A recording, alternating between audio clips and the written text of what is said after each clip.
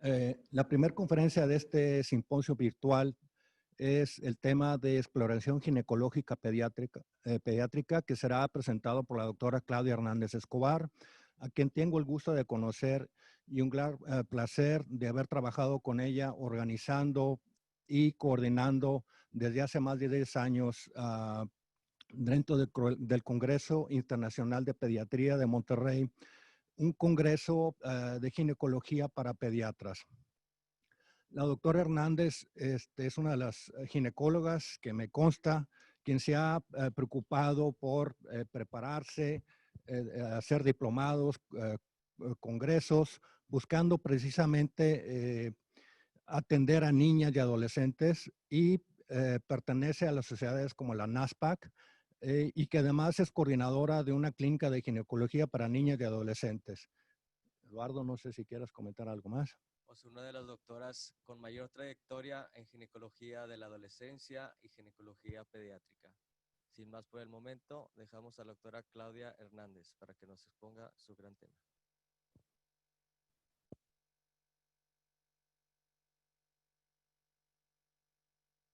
Ya de hoy aquí, celebrando esta oportunidad de continuar avanzando en lo que tanto nos mueve, que es el beneficio de nuestras pacientes. Y en particular, de verdad, un doble privilegio el recibir esta invitación del Colegio de Ginecología de Monterrey, del doctor Juárez, y en particular del doctor Chapa, con el cual tengo el gusto de tener un camino recorrido buscando el beneficio de nuestras adolescentes.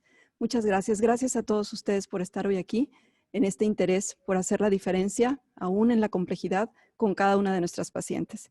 Y bueno, la idea de estos 20 minutos, 25 minutos que tenemos inicialmente es el que podamos hablar de los temas como más básicos, como esenciales en cuanto a la exploración ginecológica pediátrica. En este tema tenemos algunos objetivos. Les voy a pedir de favor si me ayudan a pasar mi primera diapositiva. Estoy aquí teniendo... ¿Cómo las paso? ¿Me pueden ayudar cómo?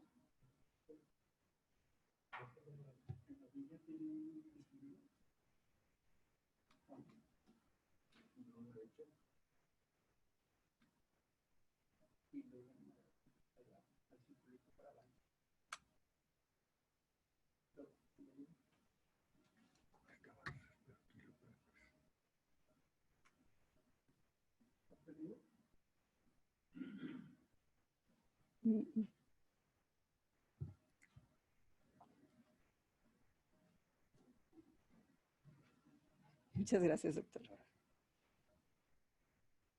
No tengo un conflicto de interés en esta presentación y la idea sería describir las técnicas de exploración ginecológica en niñas, conocer las variantes normales y anormales de los datos que vamos encontrando en la exploración, identificar algunos elementos de las entidades vulvares comunes en la edad pediátrica y tener siempre el contexto de que es una gran oportunidad de educar y de prevenir cada que podemos hacer la atención de una niña y en particular en el área de genitales, de exploración, pues ver que vaya aprendiendo en relación a esto y teniendo más capacidades de prevenir algunas entidades que pueden ocurrir en el futuro.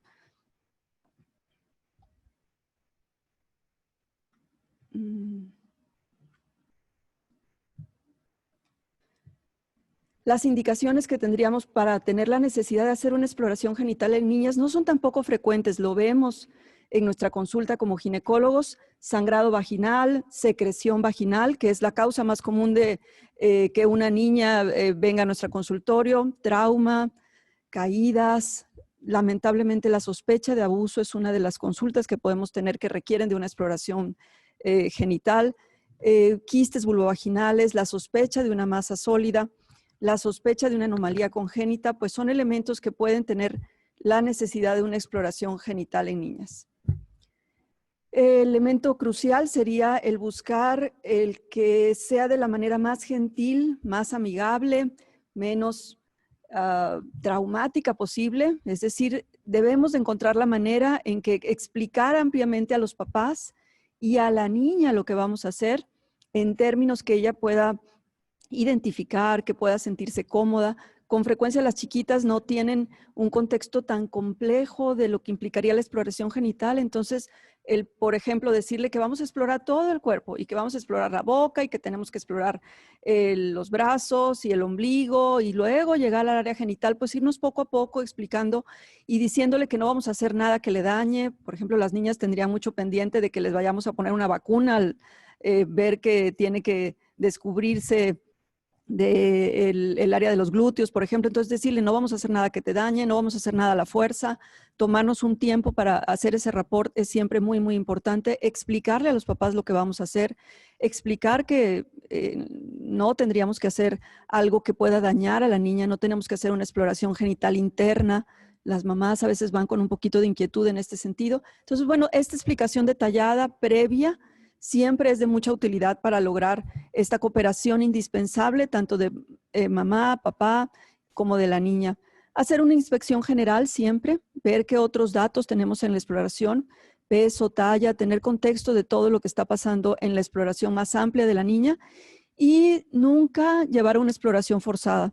En los casos en los que la niña no pudiera hacerlo, tuviera alguna situación compleja en donde no logramos este rapport, pues la indicación sería hacerlo bajo anestesia. Es extraordinariamente raro que esto se tenga que hacer, pero sí tener el énfasis en que a diferencia de otras cosas, por ejemplo, una sutura que se tuviera que hacer cuando una niña se cae y bueno, a veces hasta las mamás son de que, bueno, vamos ya a tomarla aquí entre todos para que se deje revisar. Pues bueno, eso es algo que nunca, nunca debe ocurrir en la exploración genital. Podemos tomarnos el tiempo suficiente para lograr esta exploración de la mejor manera posible. ¿Qué sí debemos hacer en un examen médico? Debe ser una atención inmediata, dependiendo de lo que se ocurra. Es decir, de repente pudiéramos tener una sospecha, por ejemplo, de abuso. Eso no tiene cómo diferirse, tiene que hacerse de la manera más pronta posible. Debemos dar condiciones de seguridad a esa chiquita, a esa mamá, hacerlo en las mejores condiciones, ayudar a que esto no vuelva a ser un trauma sobre el trauma. Necesitamos tener un lugar adecuado para hacerlo lo más privado posible. Hacerlo con la persona más capacitada y sensible, que también alguien esté ayudándonos, pero que también esté en esta misma capacidad de colaborar. Debe de haber el menor número de personas, el menor número de desplazamientos en una niña, por ejemplo, ante condiciones de abuso, hacerlo en una única ocasión con la persona que incluso tiene las condiciones para dar un parte, por ejemplo, por un perito, y evitar el repetir este tipo de exploración. Sin interrupciones, sin prisa. Aquí siempre decimos que la niña tiene el control, es decir, no vamos a hacer algo que no quiera y enseñarle siempre qué vamos a hacer y que diga que está de acuerdo y hacerlo. Y honrar esto, ¿verdad? No vamos a engañarle en este sentido. Tener un lenguaje adecuado, amable, sensible para la niña, explicarle los pasos de lo que vamos a hacer y por supuesto tener el consentimiento particularmente de la niña explícito y de sus papás. Si tuviéramos que, por ejemplo, por cuestiones de abuso, tener la necesidad de documentar algo, de grabar algo, de tomar alguna fotografía, esto tenemos que tenerlo previamente explicado y tener un consentimiento por escrito. Y estos sí, pues son los 5 pasos que yo quisiera que hoy recordemos de esta conversación. De la técnica de exploración pediátrica. Son como los tips clínicos que yo quisiera como dejar muy en claro. Esto es el que tengamos una posición en piernas de rana en la chiquita, el que haya una maniobra de tracción en tienda, lo vamos a ver en un momentito, identificar desgarros, evitar instrumentos rígidos y en casos en que requiramos hacer una exploración vaginal, particularmente tercio medio, tercio superior y cervix, lo ideal es hacer una vaginoscopía. Tenemos entonces que en la exploración para el área genital algunas posiciones que se recomiendan, que vamos a encontrar en los textos, en los documentos, en los artículos, es una posición en litotomía, con las rodillas dobladas hacia su pecho y la chiquita encorvada, esta frog leg posición. Esta posición puede ser muy útil, pero yo la dejaría para el final. ¿Por qué? Porque si desde el principio le decimos a la niña que ponga esta posición, probablemente va a perder el control, va a pensar que vamos a inyectarla, no nos está viendo, no tenemos la posibilidad de estar en comunicación más estrecha con ella y probablemente no quiera cooperar. Entonces sí es una posición que se sugiere, pero hasta el final de la exploración y de manera muy rápida. La exploración que tenemos en el dibujo en medio es una posición que nos pudiera ser de más utilidad, de piernas de rana, que vamos a comentar un poquito más. Y al final también, particularmente cuando tenemos sospecha de alguna situación donde necesitamos revisar bien el área perianal, también lo podemos hacer al final en esta posición en donde las rodillas están en el pecho y la niña está en posición de cúbito dorsal. Podemos al final también ponerla en decúbito lateral y nos va a dar más información. Pero entonces yo insistiría en que recordemos que la primera posición, la que más nos va a ayudar, es esta posición en piernitas de rana. Las niñas tienen mucha flexibilidad, las prepúberes pueden hacerlo de una manera muy adecuada. La relajación que se obtiene del área pélvica permite una muy adecuada exploración. Ocasionalmente pudiera que nos ayude la mamá en una posición donde la mamá la sostenga, pero la verdad esto a veces lo hace más difícil. La gran mayoría de las veces la chiquita, después de haberla explorado todo lo demás, se permite hacer esta exploración muy bien y al final de manera muy rápida decirle que se voltee sobre sus rodillas y hacer esta exploración del área perianal. La maniobra de tracción en tienda sería el siguiente punto a recordar, es decir, tomar gentilmente los labios mayores en el tercio inferior hacia mí y hacia abajo. De manera muy gentil, esto como pueden ver nos permite una muy adecuada distensión. Podemos ver completamente el área himenal, podemos ver incluso el orificio vaginal y con suerte incluso la entrada al área vaginal y el tercio inferior de vagina. Esto nos permite tener las mayores posibilidades de identificar hasta el 70% de las entidades clínicas que pudieran ocurrir en una niña. Entonces, recordar el hacer esta tracción y no solamente separar los labios nos puede dar muchos elementos para hacer un muy buen diagnóstico. Recordemos que las chiquitas, pues el área genital es diferente conforme su edad. En las recién nacidas tenemos condiciones de hiperestrogenismo, donde tendremos un capuchón clitoridio, tenemos edema en los labios, tenemos esta secreción que es vérmix gaseoso, que en ocasiones pudiera confundirse con otro tipo de secreciones blanquecinas. Fíjense cómo en la fotografía superior de arriba incluso hay este himen procidente, está tan edematizado que el epitelio está adelgazado y se ve como color transparente y es simplemente el himen en condiciones de hiperestrogenismo. Entonces, tener capacidad de identificar todos estos datos pues nos puede ser de gran ayuda cuando estamos haciendo esta exploración. Y esta exploración pues está indicada en todas las bebitas recién nacidas y es algo que tenemos que evaluar y evaluar que el himen esté permeable y ver que todo esté en condiciones normales. Conforme las chiquitas van creciendo, pues este estado de hiperestrogenismo se irá al otro lado y la niña alrededor de los 3 años no tiene estrógenos, por lo tanto lo que encontramos son datos de atrofia vaginal. Veamos aquí en estas dos fotografías, la fotografía de arriba corresponde, es una fotografía en donde precisamente tenemos una maniobra de tracción en tienda y podemos ver muy bien incluso hasta el tercio inferior de vagina, pero vean cómo hay una atrofia que permite ver los capilares. No es un himen difuso, sino podemos seguir el trayecto de los capilares precisamente porque esta atrofia lo hace visible.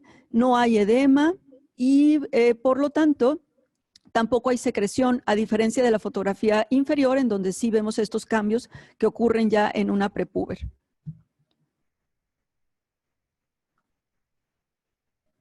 En estas chiquitas, pues bueno, tenemos que ser muy claros, particularmente cuando estamos evaluando la posibilidad de una malformación o de desgarros, de trauma, evaluar y describir en nuestra historia clínica conforme las manecillas del reloj, dónde estamos encontrando algún hallazgo anormal, dónde estamos encontrando una separación, la parte de abajo donde termina el himen y empiezan los labios menores, la llamamos fosa navicular y más hacia abajo, justo en la unión de los labios, en la parte inferior se llama horquilla posterior. Y bueno, pues podemos identificar claramente la uretra, el surco perimenal, es decir, donde empieza la base de la inserción del himen. Todos estos datos son relevantes, particularmente cuando estamos en la necesidad de identificar desgarros y de describirlos y de ponerlos en claro para nuestra historia clínica. Y aquí en un par de imágenes, solamente para acabar de recalcar que de repente puede haber anormalidades anatómicas. La gran mayoría de las anormalidades anatómicas las encontraremos en la parte superior del himen, es decir, entre las 9 y las 12 de las manecillas de reloj, podemos encontrar que el borde está menos claro, menos definido, a veces incluso no se ve. anormalidades de este tipo en la parte inferior, eso pudiera consistir con abuso, con desgarro, con trauma, hasta no demostrar lo contrario. Es esta imagen que están viendo en la parte inferior este clásico esquema de Netter, en donde ven esta parte azul, que es la parte que debe de mantenerse siempre con claridad, que podamos ver en el orificio himenal y en el borde himenal en la parte inferior en las niñas. Y aquí sí con fotografías, algunos de las variantes normales que podemos tener es este himen increciendo, es decir, como que en la parte de arriba no lo vemos tan claramente. Luego tenemos un himen anular, es decir, con un orificio himenal muy pequeñito, y también siempre recordar pues que hay tres dimensiones, ¿verdad? El himen también tiene un grosor. Aquí en esta fotografía donde está el himen anular se ve que es un himen más engrosado, pero que tiene un orificio normal. Un himen incollar, es decir, que tiene como una elongación el borde himenal y entonces se dobla sobre sí mismo, pero si lo revisamos con una espatulita, con un cotonete, podemos encontrar que todo el orificio himenal se encuentra con un borde lineal que nos permite saber que no hay un desgarro, o un himen tabicado, que es el de la última fotografía que vemos en esta diapositiva. Para identificar desgarros, pues bueno, los desgarros pudieran ocurrir con mayor frecuencia en la parte inferior, como les decía anteriormente. Puede ser un desgarro muy superficial, que solamente abarque una parte del borde, y esto es lo que tenemos en la fotografía del lado más hacia su derecha. Y esta separación del borde puede llegar incluso hasta la parte medial o llegar completamente hasta la base de la inserción. Y eso es lo que llamamos un desgarro completo.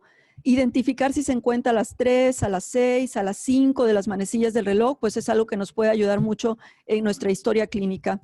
Aquí tenemos un par de ejemplos de fotografías que lamentablemente son fotografías reales de pacientes que subieron situaciones de abuso.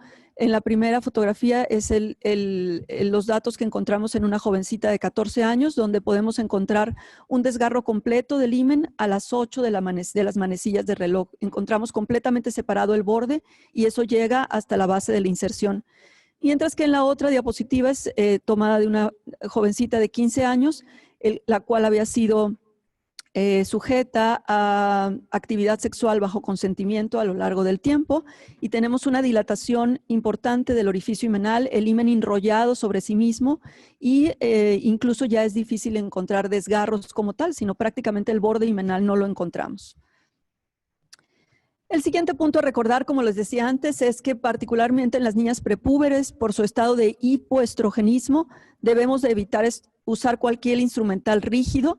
Es decir, el tomar una muestra, y de repente es muy como tentador tomar un frotis con un cotonete, pues esto pudiera lastimarla, pudiera erosionar el epitelio y dar lugar a que haya sangrado de esos capilares que están simplemente ahí abajito del epitelio, ¿verdad? Entonces, ¿qué podemos hacer? ¿Qué nos sirve mucho más? Recolectar una muestra, por ejemplo, en el caso de vulvovaginitis, que es la causa más común de consulta en una niña para nosotros, o en el caso de abuso, y colocar un catéter dentro de un catéter, es decir, tomar una jeringa, tomar un yelco, quitarle la aguja a ese yelco y ponerlo esto dentro de una sonda de Nelaton a la cual le quitemos el extremo más cercano, y colocar este yelco dentro de esta sonda de Nelaton y colocar esto en una jeringa. Introducir 3 mililitros de solución fisiológica. La vagina de una niña prepúber pues es muy pequeñita, con 3 mililitros tenemos más que suficiente. Instilar esto lo podemos pasar fácilmente a través del orificio himenal y lograr sacar la muestra sin que se colapsen las paredes vaginales sobre el orificio del yelco, si es que lo quisiéramos hacer solo con el yelco. El catéter, esta técnica va a lograr que dentro de la sonda de Nelaton llegue líquido, y a través del yelco, obviamente sin aguja, lo vamos a poder sacar y tener una muy buena muestra que nos ayude a poder identificar cualquier entidad.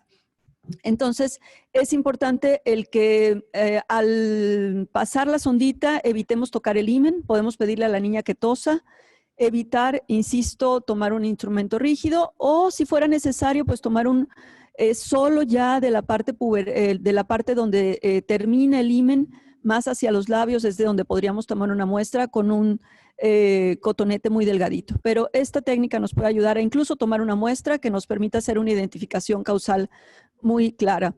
Y si tenemos que ver orificio himenal interno, y si tuviéramos incluso que ver vagina, porque de repente pues pudiéramos tener la situación de un cuerpo extraño, o de un desgarro, o de lesiones que estén sospechosas en el cérvix, de un sangrado que no hemos identificado, hacer una vaginoscopía sería lo ideal. Aquí tenemos este video en el cual hay un desgarro completo a nivel de las 2 de las manecillas de reloj y de las 5, lo que esta paciente de este texto, que por cierto recomiendo mucho, del doctor Sanfilippo y del doctor Eduardo Lara Torre, desde donde tomo este video, lo que esta niña sufriera abuso sexual crónico, había un objeto extraño en vagina, esta es la técnica, se introduce el vaginoscopio, se cierran los labios, se está pasando solución fisiológica, en este caso lo que vemos son los pliegues vaginales, una vagina atrófica, cuerpo extraño que era un pedacito de estambre, lo que había como causa de una leucorrea crónica en esta otra paciente de otro video,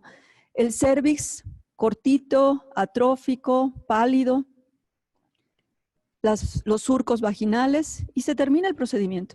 Es un procedimiento rápido, sencillo, tenemos todo lo necesario para hacerlo en nuestros hospitales. Se pudiera hacer con un cistoscopio incluso y puede cambiar y hacer totalmente la diferencia en la identificación del diagnóstico real y del tratamiento que tenemos que hacer. Y bueno, pongo un par de casos solo para terminar. Esta es una niña de 6 años que consulta por ardor. La mamá refiere enrojecimiento, mal olor, secreción vaginal constante, no había sospecha de abuso. Y lo que tenemos en esta niña, como pueden identificar, es una vulvitis irritativa, no específica. La causa más común son jabones fuertes, higiene excesiva, es una causa común de consulta. Este es otro caso muy, muy frecuente. A veces los pediatras nos hacen favor de pedirnos su ayuda para este tipo de situaciones. Es una chiquita de 11 meses en el cual no se puede visualizar el introito vaginal por la fusión de sus labios menores. Esto es algo que ocurre por hipoestrogenismo precisamente. El factor predisponente incluso es vulvovaginitis recurrente. Uso de excesivo aseo también puede ser un factor predisponente. Y si no hay otros síntomas, pues el uso de estrógenos nos puede ayudar mucho. Este otro caso es de una niña de 10 años donde había un dolor muy intenso, una región con una lesión delimitada, erosiva de 1 centímetro de diámetro, con un contenido blanquecino, muy dolorosa. Posteriormente salieron otras. Y esta es una aftosis vulvar o de Lifshutz, que no es tampoco frecuente, está asociada a virosis, Epstein-Barr, citomegalovirus, influenza pueden ser las causas predisponentes y hay que ser conservadores en el manejo. Simplemente dar gilocaína, medidas locales, no dar antibióticos, no dar ibuprofeno. Y bueno, termino con estos mensajes finales en donde la exploración ginecológica en niñas es de especial importancia para el diagnóstico y tratamiento oportuno. Debemos de incluir siempre la posición de piernas de rana, una maniobra de tracción en tienda, evitar uso de instrumentos rígidos, usar y difundir el uso de vaginoscopía en los casos necesarios y recordar que esto tiene un impacto real en la educación para la salud de nuestras pacientes. Doy crédito a los recursos de apoyo en imágenes y en particular a una excelente alumna de 6º año de medicina, Frida Ruiz, por su ayuda en la compilación de estos materiales. Y por supuesto, doy gracias a ustedes por la oportunidad de estar reunida hoy aquí, sabiendo que estamos en el interés común del beneficio por nuestros pacientes. Muchas gracias. Muchas gracias, doctora Claudia Hernández Escobar, por su excelente presentación y como siempre, pues muy agradecidos por el colegio, por participar en estos simposios. Muchísimas gracias, doctora. Gracias a ustedes. Saludos. Muy amable.